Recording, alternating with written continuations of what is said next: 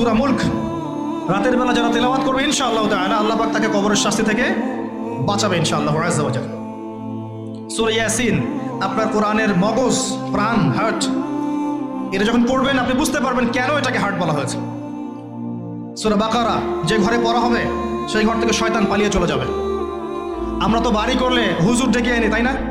ঝাড়ফুঁক করাই, বাড়ি বন্ধ করি, তাবিজ করি, কত কি করি না? মাশাআল্লাহ, আসল কাজ করি না। একটা জায়গায় উঠেছেন, বাসায় উঠেছেন, নতুন বাসা, সূরা বাকারা তেলাওয়াত করেন। ব্যবসা স্টার্ট করেছেন, ওখানে সূরা বাকারা প্লে করেন বা তেলাওয়াত করেন। সূরা বাকারা যেখানে তেলাওয়াত হবে বরকত আসবে এবং সেখান থেকে শয়তান পালিয়ে যাবে ইনশাআল্লাহ তাআলা। অনেক ফজিলত আছে। সূরা কাফিরুন, ওই যে বললাম 1999 জন মানুষ জাহান্নামে যাচ্ছে, তাদের আমল নামায় কোন পাপটা কমন ছিল জানেন? তাদের আমল নামায় কোন